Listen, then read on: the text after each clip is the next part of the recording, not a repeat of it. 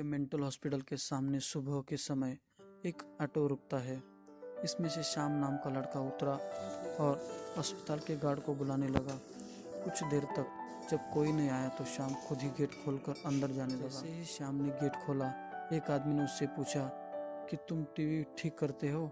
श्याम ने जवाब दिया, नहीं। यह सुनते ही उस आदमी ने श्याम को जोरदार थप्पड़ मारते हुए कहा कि यहाँ से अभी सिर्फ टीवी ठीक करने वाले को अंदर आना था, तुम यहाँ क्या कर रहे हो? श्याम को कुछ समझ नहीं आ रहा था। थप्पड़ खाने के बाद उसका सिर भी चकराने लगा, लेकिन किसी तरह खुद को संभालते हुए रवि ने कहा कि मैं यहाँ नौकरी के लिए आया हूँ। और उसके 4 कंपाउंडर भी गेट के पास पहुँच गए। उन्होंने थप्पड़ मारने वाले इंसान को पकड़ लिया।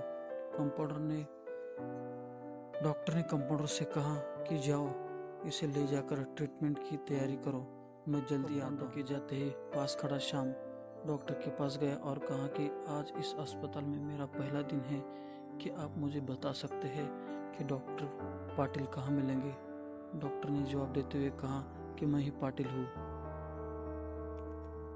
तुम यहाँ से सीधे जाकर अपना जॉब लेटर ऑफिस में जमा करो और वहाँ से ड्रेस लेकर बगल के कैबिन में ही देर में कंपाउंडर की वर्दी पहनकर डॉक्टर के केबिन में पहुँच गया।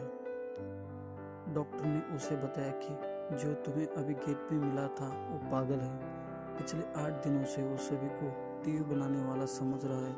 फिर जब उसे पता चलता है कि वो टीवी बनाने वाला नहीं है तो गुस्से में थप्पड़ मार देता है। उसके बाद डॉक्टर ने अपने अस्पताल के रमाकांत कंपाउंडर को बुलाया और श्याम का परिचय सबसे कराने के लिए कहा। उसी देर में श्याम से सबको मिलवा दिया और फिर उसे मरीजों के कमरे में ले गया।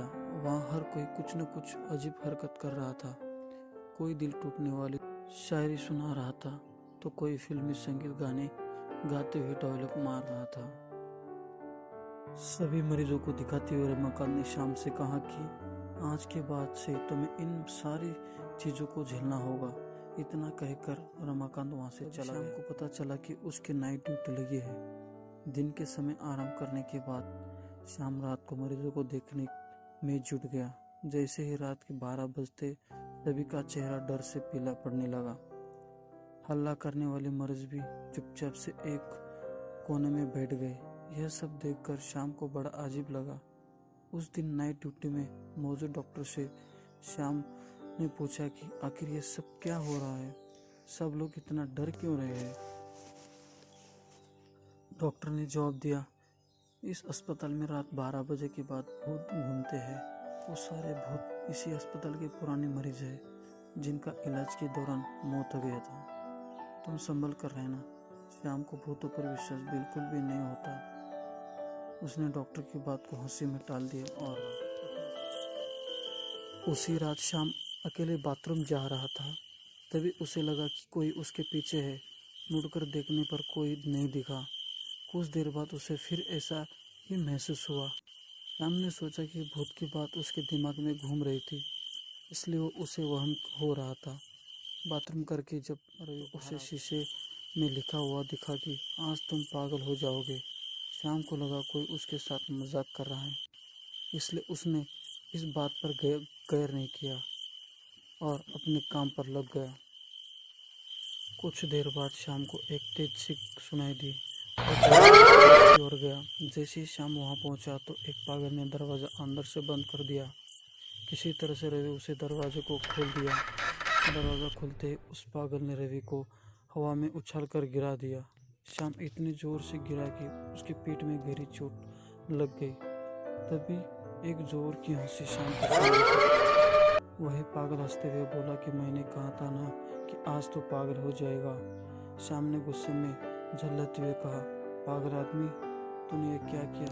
रुक, तुझे अभी बिजली का झटका देता हूँ।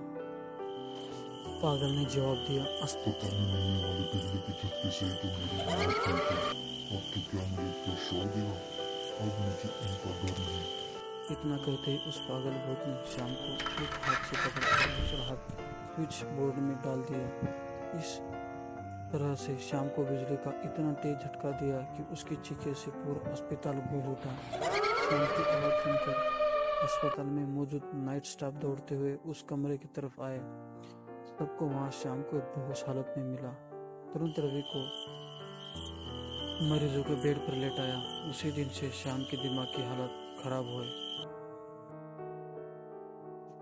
अब श्याम अपने आप को उस अस्पताल का डॉक्टर समझता है। अपनी पागल स्थिति और डॉक्टर बनने के वहम के चलते श्याम ने ब्लड से अब तक कई लोगों का पेट काट दिया है।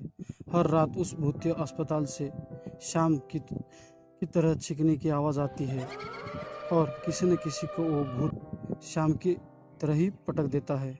ये चीखने की आवाज़ हमेशा उसी समय आती है जब श्याम को बिजली के झटके दिए जाते हैं। इस कहानी से ये सीख मिलती है कि सामने वाली चेतावनी को हल्के में लेना खतरनाक हो सकता है। हमेशा सतर्क रहना चाहिए। थोड़ी सी भी सावधानी हटने पर भयानक दुर्घटना घट सकती है। दोस्तों वीडियो अच्छा लगे तो लाइक और सब्सक्राइब कर दीजिए। धन्यवाद।